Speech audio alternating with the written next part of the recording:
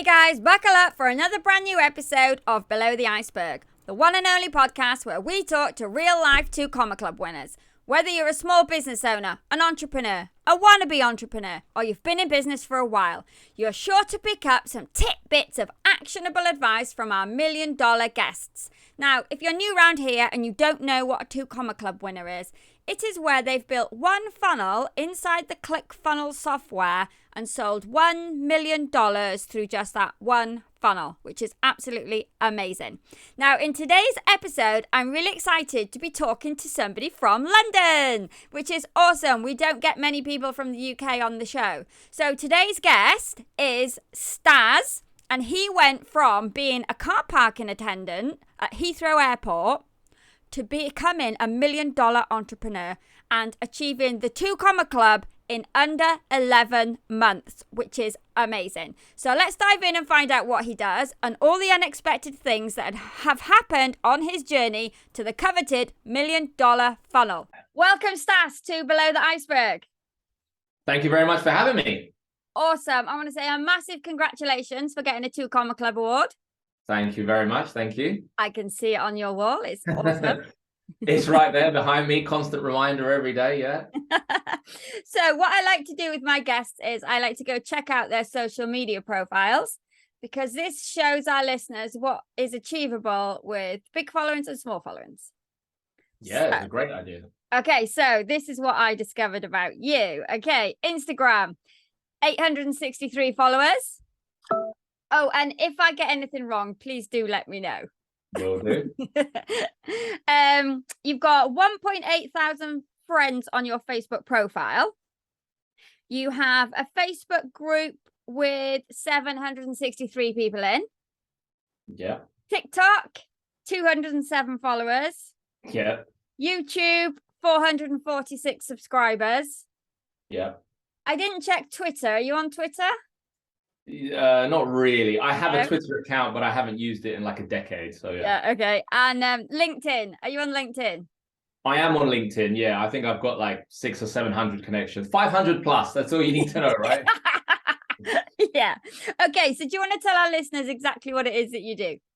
Yeah, sure. So I have an online education company that helps online entrepreneurs, coaches, experts, consultants make their first or next 100K. And once you make your first or next 100K, then it's about being consistent to make your first or next million. Okay, cool. Sounds interesting. Oh yeah, another thing I want to say, it's awesome to have another person from the UK on. Yeah, we've only had about we're massively outnumbered, Polly. So we gotta do our best. Yeah.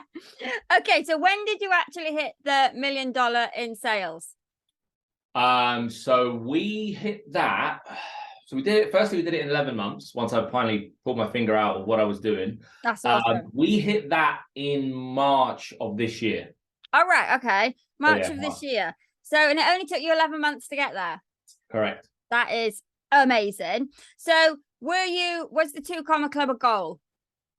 Yes, it was. And I'll tell you how it come about. So my friend, Ricky, he goes to FHL pretty much every year. And the year before, he was like, look, I'm going to book the tickets for the following year. Do you want to come? I said, all right, let's do it. Let's book a ticket for me. If I win the 2 Comma Club award, I will go. If I don't get there, I'm not coming. So then I was literally like, going for it to get it. And I got it. All right. Okay. So when you realized you hit the 2 Comma Club, did you have a party? Did you have a celebration, or did it pass you by and you didn't realize? The last one. This definitely just passed me by and I didn't realize, because I just started writing a book at the time. So like my head was all engrossed in writing the book. So I didn't even really make a big song and dance about it, to be honest with you. All right. Okay. So when you realized that you had hit it, what did you have a celebration then? I think not really. I think I just thanked the team, went out for a nice meal, maybe for a few drinks, but nothing major, to be honest with you. And I think that's one thing that I'm very guilty of, as a lot of entrepreneurs are. We don't celebrate our successes enough. We're just like, right, what's the next goal? What's the next goal? And we keep going to the next thing, right? Okay. So what was the funnel that got you the 2 Comma Club? Sure. So very, very straightforward funnel. So it's an ad or organic to a landing page, webinar, book a call, high ticket coaching. All right. Okay. So what was that? What were you promoting to get them into? Was it an automated webinar or a live one? Yeah, automated webinar. Yeah. All right. Okay. And what were you promoting to get them to go to watch this? So again, just apply to become a client. The link was at the bottom. They would apply, and we had it in 2 steps. So we use jot forms. So as you know, on jot forms, you can set like conditions. So if people, they qualified for our offer, they would get taken to the calendar. If people didn't qualify for the offer, they would get taken to we call it a rejection page. I don't like using that word, but unsuitable for now page. Okay. Which is, look, sorry, we're not a good fit right now, but look, you stay in our communities because it doesn't mean to say that in the future you won't be a good fit. And then obviously the people that got accepted on the application, they got a chance to book a call. They would then book a call, and then we would convert. We were converting probably 50% of our sales calls. Like really, really, really good. All right. Okay. So did you have a salesperson doing that, or were you doing the calls? So I do now. Yeah. So I do now, but to hit that 2 Comma Club, all the calls were me. I have like 3 A4 pads filled with notes of every single sales call that I've ever taken, because I've taken like, I don't know, probably thousands if I'm honest. Not to get the 2 Comma Club, but just in generally throughout my sort of entrepreneurial journey. So I've had 3 big A4 books of all the sales notes. So I took every single call on that. I had very minimal help because at the time my team was only me and 2 more. Now we've grown. We've got a team of 5 people. All right. Okay. So, and did you have a script that you followed when you did the sales calls? I had a script, could take it for it right now. So what's the biggest thing you need my help with right now? That was the first question. All right. Okay. And how did you come up with your script? Did you make it, or did you get a script from somebody else and then you tweaked it for yourself, or how did that come about? Yeah, so like all these things, you learn a bit from people and you take the best bits, what you think applied to you, and you put together your own thing. So that's what I did. I learned from all the top people in the industry, and I made my own script because what I found, predominantly our audience was the UK for that particular funnel. What I found was that the approach for the UK audience is a little different to like the Americans or the Canadians or the Australians, as you probably know yourself, right? So yeah, I adapted it to our audience, to their pain points. And to be honest with you, the script is, I don't like calling it a script. I like calling it a conversation, because it's literally like a conversation with the prospect where they feel like we genuinely care about them, because we genuinely do. But, we've had people on our call say, wow, like nobody's ever given me this much attention, written down and listened in so much detail. And that was a huge factor in our high conversion rate. All right. What? Listening. Yeah. We literally on our calls, I have a 90-10 rule. So you should be doing 10% of the talking. Your prospect should be doing 90% of the talking, because you should be asking them powerful questions. That's what closing is asking the right questions. Okay. Awesome. So before they got to that stage though, when you had ads, was it ads that you were predominantly using, or organic? Yeah, it was actually a mixture. It was really 50-50. So we had some ads going, but then we had some organic, because the 2 work hand in hand. Because you see, I always say there's 3 types of buyers. There's like the today buyer that sees your stuff, instantly loves it, a hyperactive, will go and book a call or buy whatever you're selling. There's the tomorrow buyer, which, maybe from day 1 to day 30. So you need, the email sequence, a bit of nurturing and all the rest of it. Then there's a future buyer who will follow you from a month to a year, and then they'll buy. And the only way to keep them in your communities is to do organic. So we combine paid with organic to not only grow that kind of community, but also keep nurturing people over a longer period of time. So when were you directing people into your Facebook group? It's a free Facebook group, is it? It's a free Facebook group. Yeah. So to be honest with you, what happened was whether you got accepted or not accepted on the application stage, we either took you to the non-acceptance page, which said, look, go and join our free community. We've got plenty of good training in there, blah, blah, blah. if you got accepted, you got sent to what we call a homework page. Now, that homework page had everything about the program, the results, what you get, all the stuff that people ask. And it also had a link to join our Facebook group. So we're always, looking to, I call it the maze. Once they get into the maze and the ecosystem, that it's not a question of if they buy, it's a question of when they buy. And as long as you never stop providing that value, never stop, nurturing them, never stop showing them and showing up for them, they will turn into a customer. It's just a case of when, not if. So what was the actual thing that you were selling on that funnel? Sure. So it was take your knowledge and turn it into a business. So I have two avenues. See, I've come to the realization that most people online sell their knowledge in some way, shape, or form. Now, you can either sell your knowledge and expertise, or you can sell other people's knowledge and expertise as an affiliate or, as a third party, whatever it is. So that's what the offer was. It was right. Do you have expertise that you want to turn into a business, that you want to build an online course with, a high ticket coaching program, a low ticket coaching program, an evergreen webinar? There's that element. Or look, I don't have no expertise because I maybe, work the night shift in Tesco's or something like that. I can't really turn that into a product. So what we did is we helped people find knowledge that they could sell as an affiliate, maybe services, software, courses, and help them set up the systems to get that going, because the process for selling one or the other is like so similar. And how I started is I started with affiliate stuff as well. Like I came into this industry from a car park. I had no knowledge to sell. Like I came from a car park. Yeah, so we're going to dive into that. We'll dive into that soon.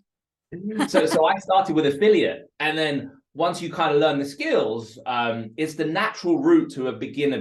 It's right, let me sell affiliate stuff first, and then that then transforms into, you say, right, do you know what? I can have my own product here. So yeah, so that's the basis of the program. All right, okay. And was it done with you? Was it group coaching? Yeah, it was group coaching with unlimited one-to-one support, because my biggest passion is really helping people and seeing them get the results that I know that they can get. So I never like to limit people. Oh, you only get an hour a week or an hour here. I literally go above and beyond and spend as much time as, the students need. And what I find is that the better your program, the less time they need your one-to-one help or any kind of additional help, which also puts more pressure on me to deliver a great product and a great program. That's awesome, because not many people do that, do they? They just go, these are the set calls and that's all you get. Yeah, and like if you ask anyone in my team, we have a culture. We call it the Rolls-Royce culture. If you walked into a Rolls-Royce showroom, how would you get treated? Well, the same way you'd get treated in a Rolls-Royce showroom is the same way we treat our clients and customers. We want you to feel special. We want you to feel like part of the family, not like another number and the clock is just ticking. You know what I mean? So that's an ethos that we've adopted. Awesome. That sounds really good. Okay, let's do a little bit of a rewind. So we're going to take you back to your childhood. So where did you grow up? What was your childhood like?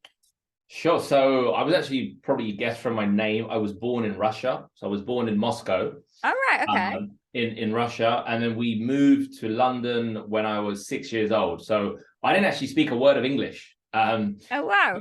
So we moved to London. I remember I just started year 2 in primary school, not a word of English.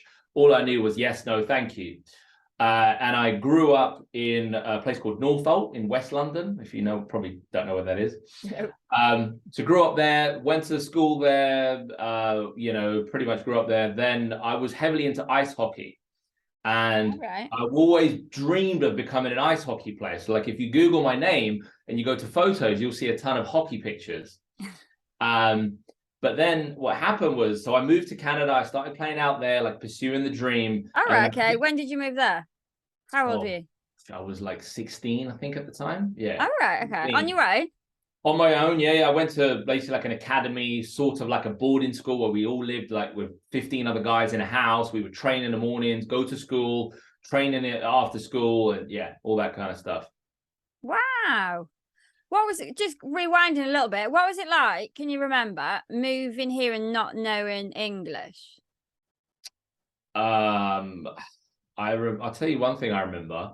I remember wanting to play football with a bunch of kids outside, but I didn't know how to ask them. So I went to my mum and I said, like, how do I say, to play? Because like you're a 6-year-old kid, you got all this energy, you want to play, right? But you don't speak the language. So she just said, like, I think the word she used was like, please play football. And so I would literally just say that, and I'd just start, and they were like, yeah, come. And then, we'd start playing football together. So it was obviously a bit scary, but you always look up to your parents to guide you. And it's like, okay, well, how do I get more involved? How do I connect with these children and do the similar activities? You know what I mean? So could they speak English, your parents?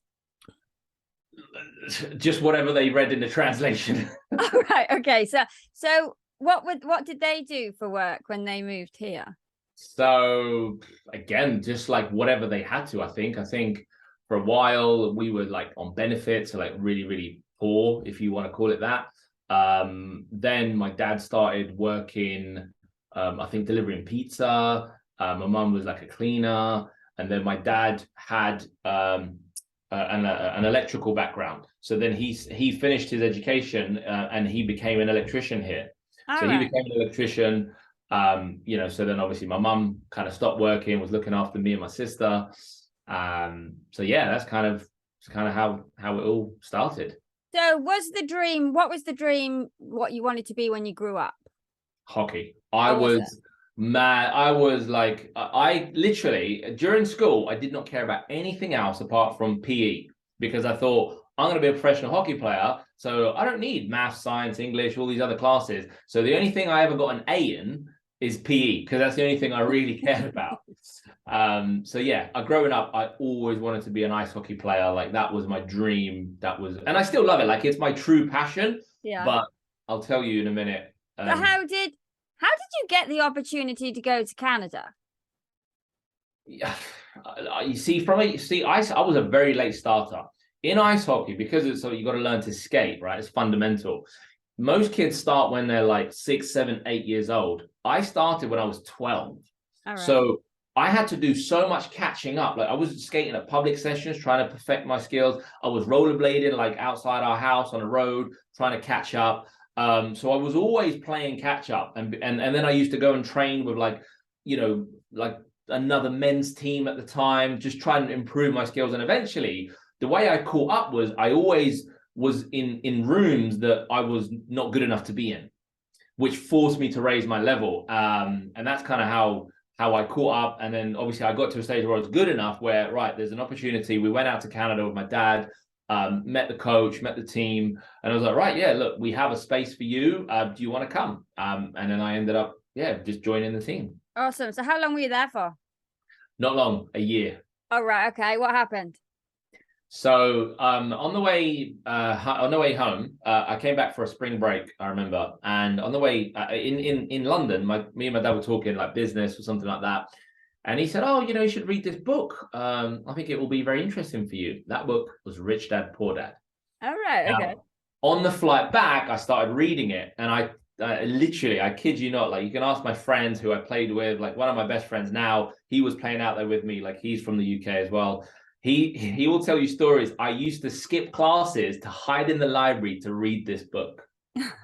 I was hooked. Like, and something just switched in my mind where I was like, do you know what? I don't want to be a hockey player anymore. I want to be an entrepreneur. I want to have my own business. I want to, make money and invest. Literally, just like, and within a few months, I was like, right, I'm done pursuing hockey professionally. I want to build a business, and that's why I finished off the year, or not even, I think I even left early. I didn't even finish off the year in Canada. I left early and came back to London and obviously tried to build a business, but that have massively failed. Wow. Failed. So what happened? So did you move back in with your parents? Yeah, moved back in with my parents. Tried to do stuff on, like eBay and buy and sell stuff and, all that kind of stuff. So what year was that then when you came back? Gosh, I was probably about 17. Yeah, I was probably about 17. So a year, I don't know, 2007, 2008, maybe. All right. Okay. So you read the book, and so what was your thoughts on your flight back? What were you going to do? I don't know, but I just wanted to do something in business because I read the first book. I immediately read the second book, and I immediately read the third book. And the third book, I actually have it here, is this.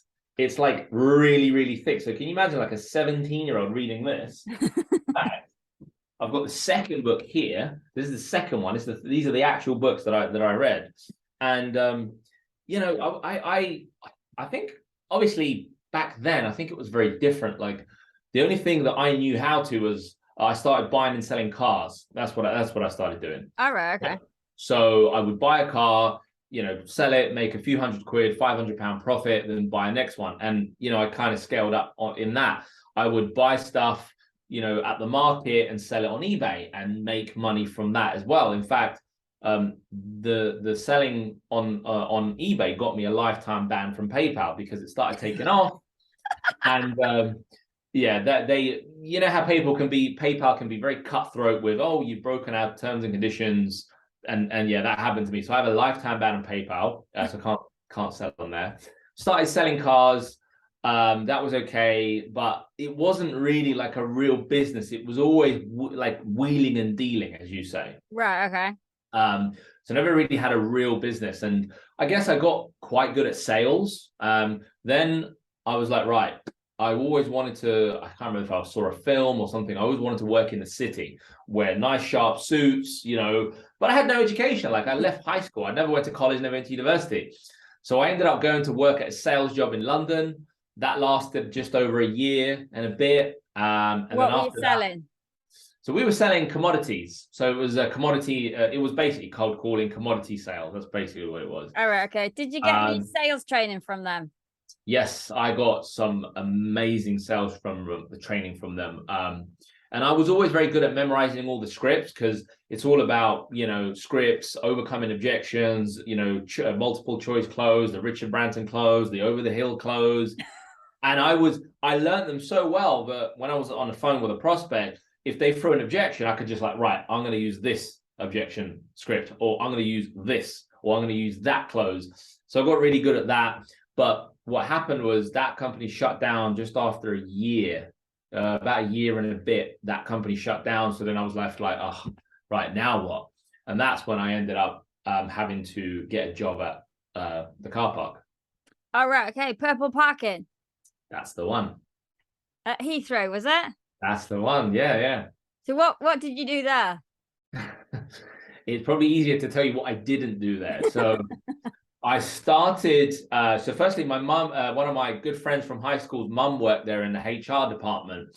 And she was the one that got me the job there. And I started off as a casual, you know, casual hours in the call center, just answering the phones. Hello, welcome to Purple Parking. Have you parked with us before? Can I take your registration number, please? Like I can still do it. And are you using the same vehicle this time, sir or madam? So I started off as a casual in the call center. And then like this was on minimum wage, it was like £6.80 or £7.20 in those days. I can't remember exactly how much.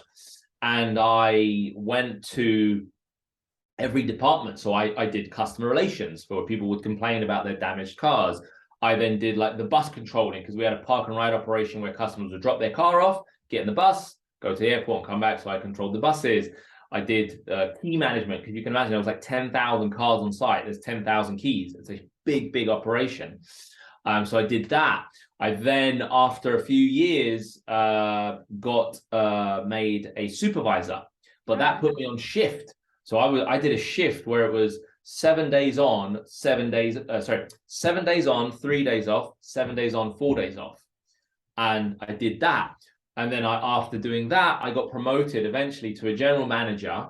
And my salary, before I left or before I got made redundant, was just over £50,000. All right, okay. So it wasn't a bad job. Okay. So how long were you there in total? 7 years. Oh, wow. 7 years. So how did you get made redundant? What happened there? So the site that we were operating from in Heathrow, it was a former gaswork, like it was a huge gasworks. And, you know, for over the last 10 years, they kept talking about that land being redeveloped. But it never happened.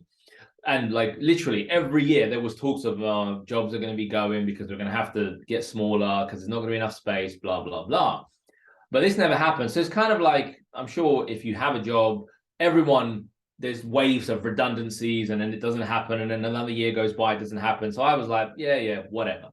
So eventually the bulldozers moved in onto this site and started doing some developing on a section of the land. So we decreased a little bit. So I was like, okay, cool. But then this lasted for like 2 years. I was like, oh, okay, it'll be fine. And then one day, it got to a stage where I came in the morning in the office and my director said, look, I need a word. And I knew it wasn't good news because it was first thing in the morning and it's never good news when he wants to see you first thing in the morning. And he just said, look, I'm really sorry, but the developers are taking over a lot of the land and we're shrinking down to like, 10% of what we are now. We're going to have to let you go. Oh, wow. And that's kind of how it happened. So I went from, and I just had a baby. So my wife and I just had a baby, just had Ava. She was 2 months old. I was on just over £50,000 a year with some benefits to nothing. So did they give you notice or was it goodbye there and then? They gave me a piece of paper, literally, I probably still have it somewhere, I don't know, literally a piece of paper where they said, right, you got to go on the government website, fill this in, and you may get some sort of redundancy pay. So all I received, and because I was still young, I think I was in my late 20s, I received very minimal redundancy pay. So it's not like, I got 20,000-30,000 for leaving. No, I literally got like the minimal. It's probably like 3 or 4 months wages in advance, and that was it. Yeah, it's down for how many years you've worked there usually, isn't it? That's it. You've just lost your job. You've just lost 50 grand a year. What's going through your brain? Fear.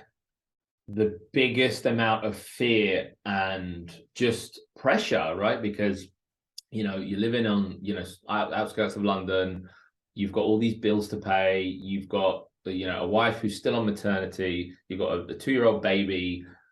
It's on you, right? It's kind of sink or swim. It was scary. Like I'm not gonna, lie and say, oh, I was scared. I was petrified. It's like, what am I gonna do now?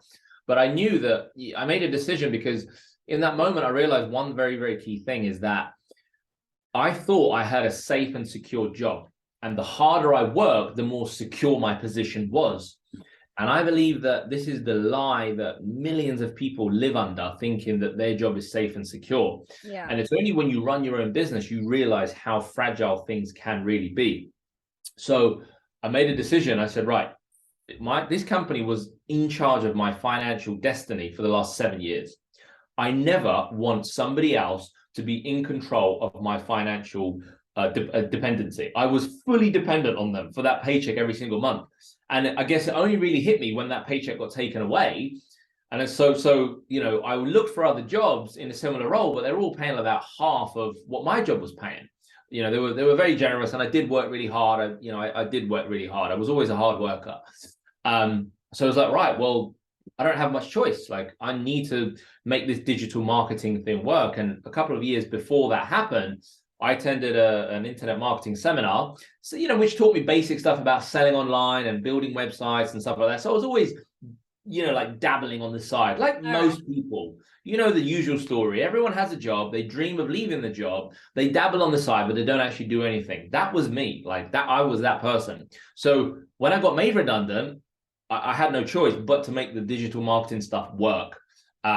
So I started selling services, like real basic services to local businesses, like website building, social media posting, some search engine optimization, which sounds complicated, but to rank a local business for a local search term is incredibly simple.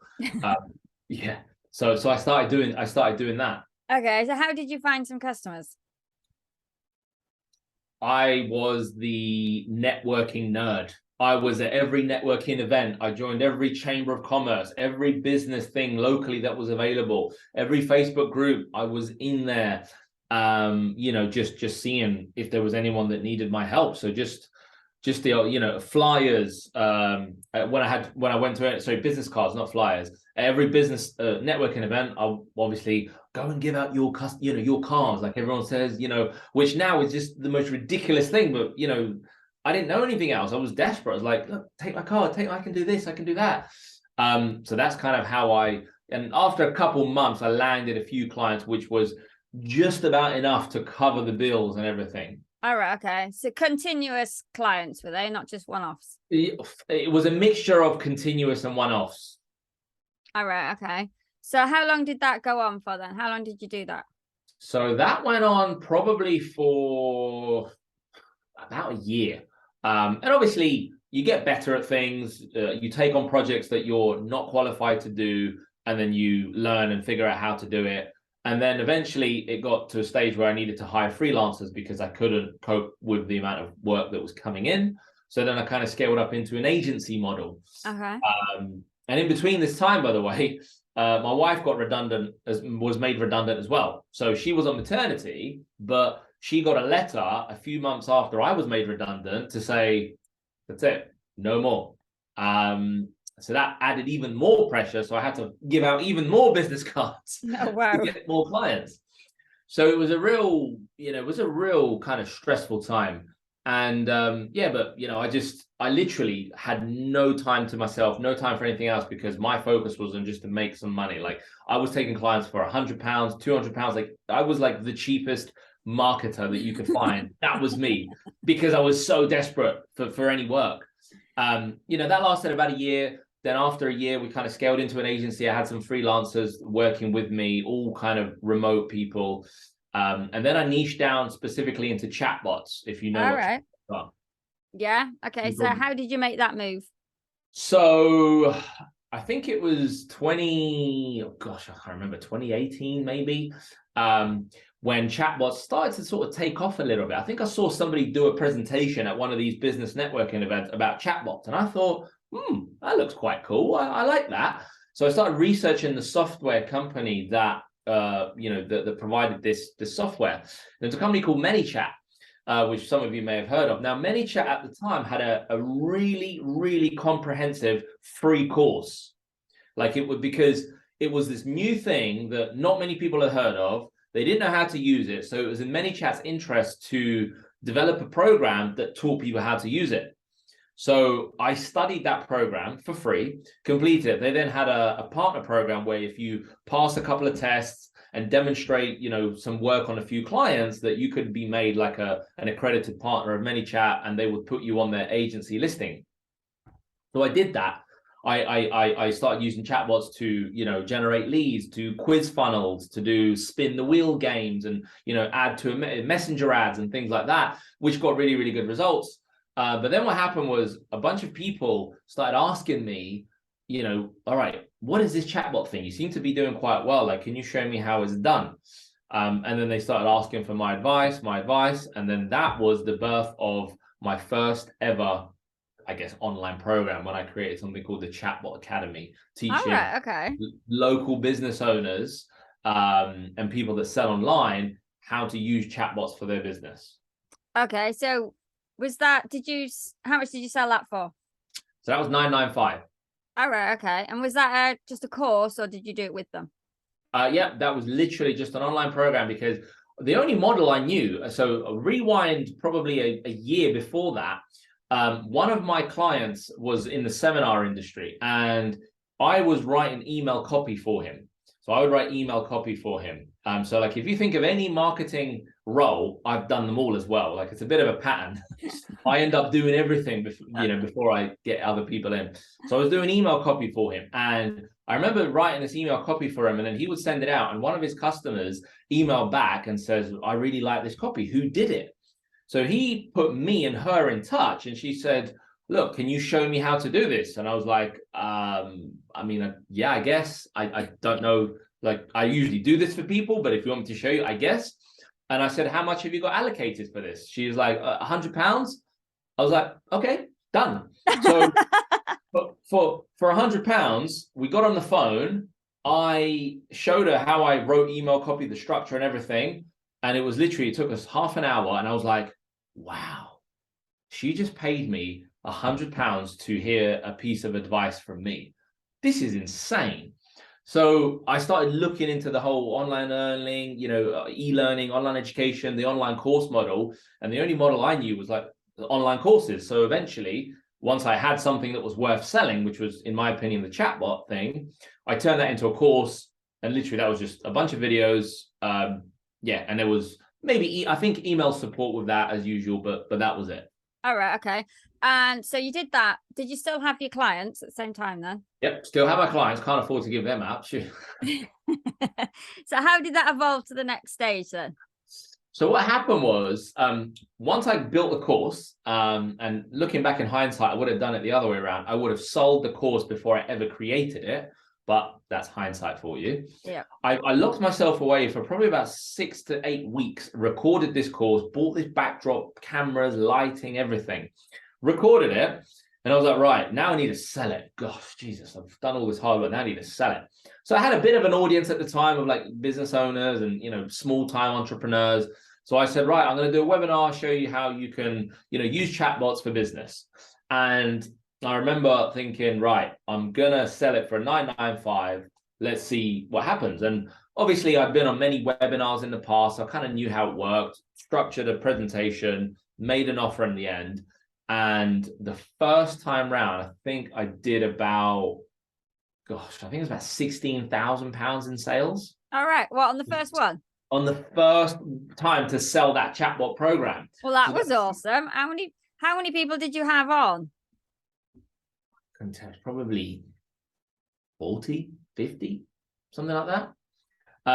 And then I sent a replay out and we did like another $7,000. So it was like 20 odd, 25, 24 grand in sales. I was like, wow, that was insane. And from that moment, I started to realize that your knowledge, people value your knowledge far more when you teach it to them than when you implement it for them. So it's the whole cliche of, look, if you teach a man to fish, he will value that more than if you fish for him or woman, doesn't matter. So what I started to and you know what it's like when you have clients and you have an agency and you have done for you services, you never really get the respect, you never really get the, they never really fully appreciate what you do. But when you teach them something, they're like, wow. So I started slowly transitioning and kind of not looking for any new clients on the agency side, but really putting more focus into the chatbot side. And I started looking for, more events I could go and speak at. So I'd find joint venture partners who had a list of customers that was suitable for me. And I would do joint venture webinars. And within I think in the first year, I think I did about $250,000 from that chatbot course. Oh, right. Okay. That's really good. So yeah,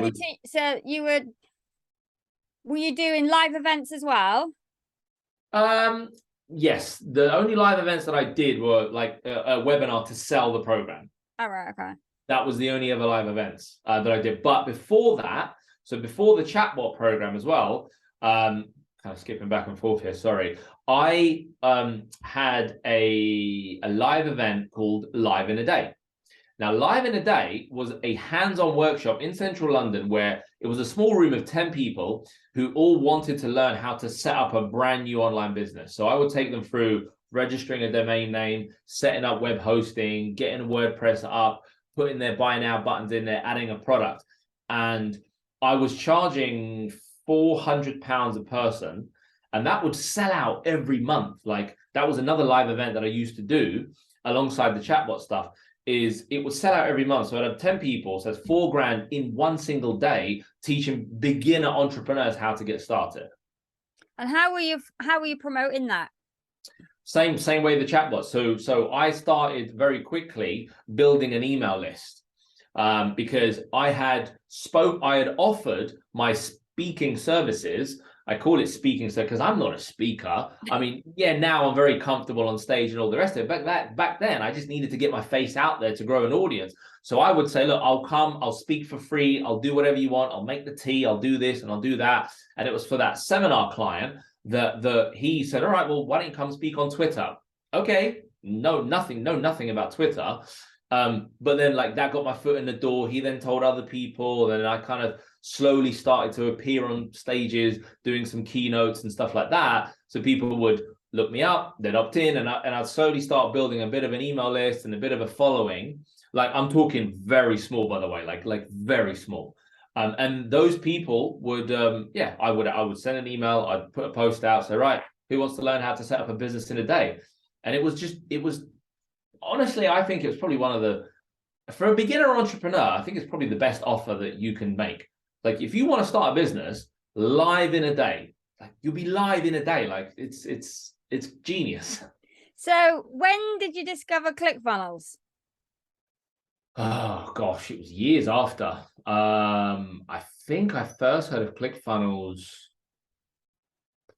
probably in 2018, 2019. Oh, I've lost you. Yeah, my camera's gone. What's happened here? Hang on. You've lost me. Hang on. Hang on. You can hear me, but you can't see me. 1 second. Okay.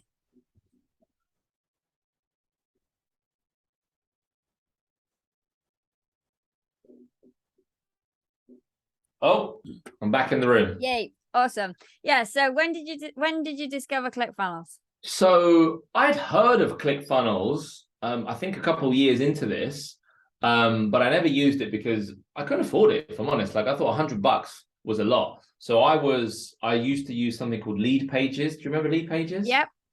Yeah, so I used to use that because that was like $20 a month, and ClickFunnels was like 100. I was like, all right, I'll use Lead Pages. And WordPress was free, or you just need hosting. So I was a bit cheap, I'll be honest. Like, I was that guy. I was like, I don't need ClickFunnels, blah, blah, blah. So I'd heard of it, but I never really started using it properly. I would say only last 2 years, about 2 years ago. All right, okay. Yeah, so not long at all. So what happened then? So you did the live in the day. How did you come up with that idea? Again, I think I saw somebody at a seminar teaching people how to set up websites, and everyone loved it. And I thought, wouldn't it be great to get people in the room to teach them this whole process step by step? And I was like, all right, cool. Live in a day. So how long did you do that for? Did you do one every month, did you say? I did one a month. Yeah, I did one a month. Majority of times they sold out. Sometimes we'd get 5 or 6 on, but it was like, put it this way, I would always make what I used to make in a month at my car park job in a day, which for me was an obscene amount of money, like back then. So I did that for probably a good 3 years, and I actually only stopped doing it just before the pandemic hit. All right, okay. So when you were doing that, when did you start giving up your agency clients? I think when the honest truth is probably when I thought I don't want to do any more done for you work, and you would just start winding them down. And I think it got to a stage where the information business, like the education side with the live in a day and the chatbot stuff, was making as much or if not more of the revenue as the clients did. And I thought, well, look, that I love teaching. Like, I love teaching people. Whereas the client stuff is like, I had freelancers, so going back and forth with emails and, oh, no, the color of the button's not right. Oh, no, we need to move. You've been there, right? Sounds familiar. Right. And the other, the biggest thing was, I'll never forget this. It was my daughter's birthday, and we were on a farm somewhere, and one of my clients was ringing me like nonstop. And I was like, this has got to change. Like, it's my daughter's birthday, I'm having a day off, and I'm still getting clients ringing me. And it was that really triggered me into saying, you know what, this is not for me. And the other thing is, I always had this feeling, I don't know if you or anyone watching will resonate. If you have like agency clients or people you're fulfilling services for, if you decide to go on the beach on a Tuesday afternoon and put a picture up on social media, and they see that, they're going to think, I'm paying him all this money. What's he doing on the beach? Get back on the laptop. So that was another thing. Yeah, so that was another thing. Okay, so when the pandemic hit, you couldn't do your live in a day anymore. Were you still selling your chatbot course then? Yeah, I was still selling the chatbot course. I was doing that mostly through joint ventures at other people's events and stuff like that. So yeah, the whole thing just came to a grinding halt. Obviously, live in the day wasn't very practical online, because I literally would, have to lean over people's shoulders, show them how to do things, and trying to do that with 10 people on a virtual environment is just impossible. So that kind of closed down. The chatbot stuff was still going. But then what happened was, if you remember the big GDPR slap. All right, yeah. So what happened was, I built this whole chatbot business, this whole chatbot education business. We were doing really, really well, but the GDPR slap come. And what that did was that wiped out like 90% of functionality of a chatbot, because chatbot uses the API from Facebook to pull all that data, and GDPR said, no, you can't do that anymore. And I literally panicked. I was like, oh my gosh. So yeah, I pretty much, that came to a grinding halt overnight as well, because I could no longer teach it, because it was only effective in North America, and even still not as effective. Europe was toast. I remember that, yeah. I mean, most people probably remember that. So, and then I realized that I'd built a business off of a tactic, not a principle. So then I went back to the drawing board, and I started getting into the whole online coaching world, and how to construct offers and high ticket sales and all this other stuff. And yeah, that's kind of when I had to restart again and go into that world. Okay, so did you go find a coach? Yes, I did. Okay, and how did you decide who you were going to choose? Honest answer is, I don't know. I think I was on Clubhouse a lot, so I would see Tanner Chidester. All right, yeah, we've had him on the show. Oh, amazing! Yeah, so Tanner. In fact, it was Tanner that first introduced me to this whole high ticket thing.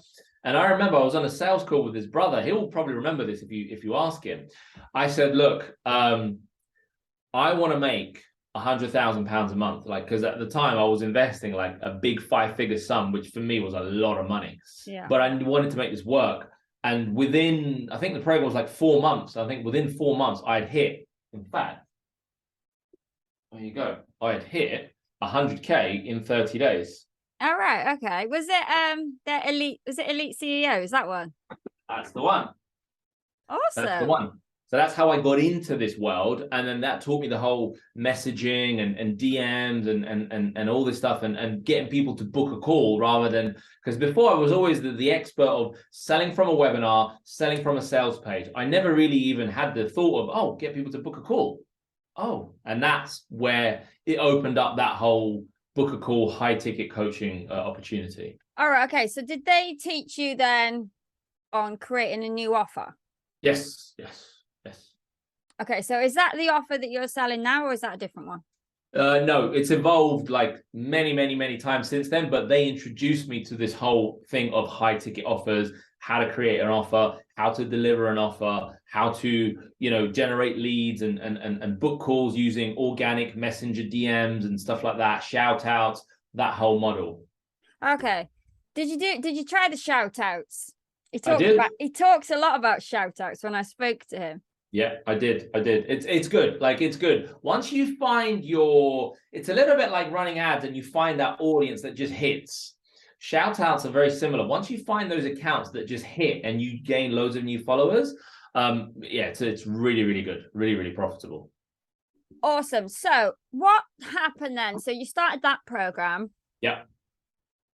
But then you got the 2 Comma Club in 11 months. Yeah. So what changed, or what happened that made that 11 months? Because a lot of people, they take them a couple of years to do a 2 Comma Club. They can't do it in 12 months. Yeah. Honestly, focus. I had been very successful in selling maybe 4 or 5 different offers before in different sectors, and I'd always make 6 figures, but I just couldn't break out to that 7-figure stage for quite a while. And it was only when I stripped everything back and said, this is the only thing I'm doing now, that's when I started to take off. I had less is more. Okay, so I stopped dabbling and doing a million things at once. I just did one offer. I focused on getting people to book as many calls as possible, and then I would convert them on the call, and started selling coaching. So rather than having 5 different products, I'd taken those 5 different products and made one big product, which was a premium product, and I focused on promoting and selling that.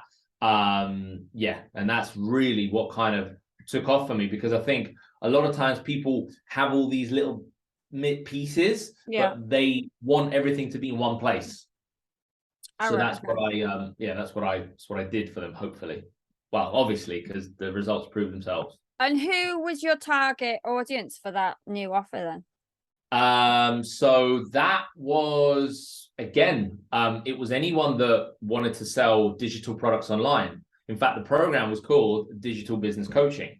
So anyone that wanted to sell digital products online, because essentially an online course is a digital program. You know, coaching is a digital product. Software is a digital product. Because once you understand how to sell online, you know, the way you sell, it doesn't matter what you sell. So that's what I was teaching people, exactly how to sell online. All right, okay. And do you think your sales training that you had previously has helped you on this journey? I think it's helped me on the phones, yes, but that's probably it, because it was only on the phones where I really learned to sell. But I didn't know how to make an irresistible offer. I didn't know what makes a good offer. I didn't know how to get people on the phone. But it was only the phone section that helped me. Yeah. All right. Okay. So do you think back now, has there been a time where you thought you're going to give it up and you go back and get a job?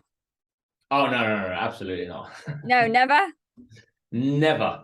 If I've always said, look, I don't have a backup plan. I mean, luckily I don't need one, but I've always said if I ever needed to get a job, I'd go and get a high-end sales job, like selling private jets, Lamborghinis, Bentleys, Rolls Royces, something really, really high-end. All right, okay. But there wasn't a time where you were struggling and you thought, I just need to get a job to get some money. Oh, listen, in the early days, the first 2 years, I wanted to get a job. I wanted to get a job the first 2 years because I wanted that safety net. I wanted that security, especially having a young baby. Like it's very difficult. So yeah, absolutely. The first 2 years, I definitely wanted to quit, wanted to get a job. I was offered a job twice by my seminar client because he knew I was good and he wanted me to come work for his marketing team. And he was going to let me do it remotely from home and maybe go into the office like once a week. I said no twice because I wanted to stay true to my goal of being independent financially, not rely on any single person or company. All right. Okay. So what was the motivation to keep going though? Because there's lots of people who try and start a business and they fail and they go back and get a job. How do you keep going? See, I say find reasons come first, answers come second. If you don't have a reason to keep going, it's going to be hard to keep going.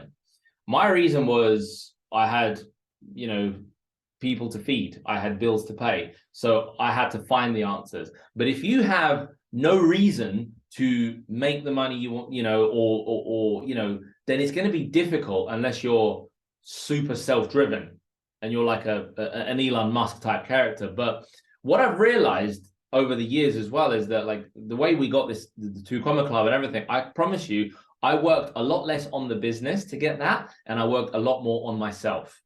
I became a whole different person through this transformation. And believe it or not, the more you work on yourself, the more you will become that person that keeps going, that, pushes through rather than, gives up. Because people focus too much on the buttons and not enough on themselves and their habits and their thoughts and everything they do. So are you still in with Tanner's mentorship, or are you in something else now? No.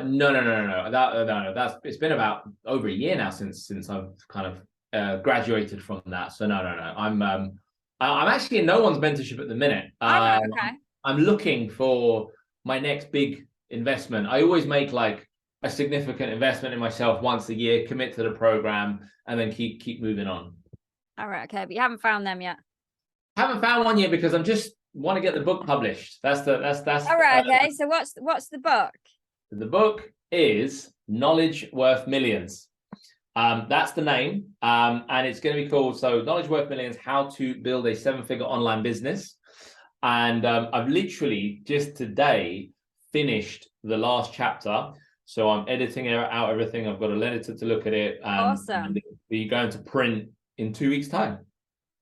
And have you got a book funnel ready for that, or are you doing it on Amazon? Of course. No. Book funnel's all ready to go. Perfect. And is it a free plus shipping book, or is it paid book? You've done this before. Yes, free plus shipping. Free plus shipping. Awesome. Can't wait. So you'll have to give us the link so we can share it with our listeners so they can go get a copy of the book. 100%. I mean, we have a link now, but it doesn't quite work. So if you just go to knowledgeworthmillions.com, it will take you to the landing page. Yeah, but it's not ready yet. So don't try and buy it. Okay. So do you have a morning routine or anything that you do?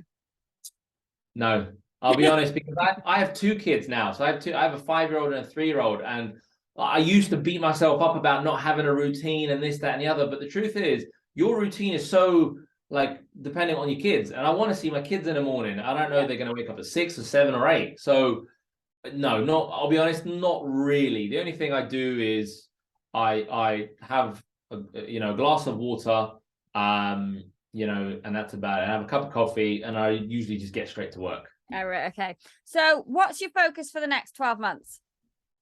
Focus for the next 12 months is really growing my audience and getting my message out there about financial independency, because with everything that's going on in the world right now, people are so dependent on a person, an organization, a company. And I just want to help people become independent, because I know what it's like when you have a family, children, responsibilities. Even if you don't have a family or children, you're still dependent on that one source of income. So my aim is to spread the message as much as possible, grow my audience. And I say that I'm the best entrepreneur you've not heard of yet. Awesome. Right. I have one last question for you. Go for it. If you're going to be an animal for 24 hours, what would you be and why? The lion. That was quick answer there. Lion, because I think it's because of obviously being a father, husband, and call it the hunter gatherer, whatever you want to call it. I've had to take on those responsibility of a lion type character in the kind of human world. I've had to go and provide. I've had to go and make sure that my family have got a good lifestyle, and we can and I want to give them the best life. And yeah, so I've had to become a lion by default, really. So yeah, that's who I would be. Awesome. Thank you so much for taking time out of your day today. It's been awesome. You're very welcome. Thanks for having me. It's been great. And if anybody wants to find out more about you, where's the best place for them to go? So my Instagram, if you can spell my name, so Stas.Prokofiev, but I'm sure you'll have links. We'll put it on the screen. Perfect. Okay, awesome. Thank you so much. Thank you, Polly. Take care. Bye, everyone. Thank you for listening. I really hope you enjoyed today's episode. If you did, please take a moment to leave us a 5-star review and subscribe to the podcast on your podcast software. It really helps us rank the podcast and get more listeners. And if you're over on YouTube, please subscribe and hit the bell. Every Friday, 8 a.m. GMT, we release a brand new episode. And until then, have a good one.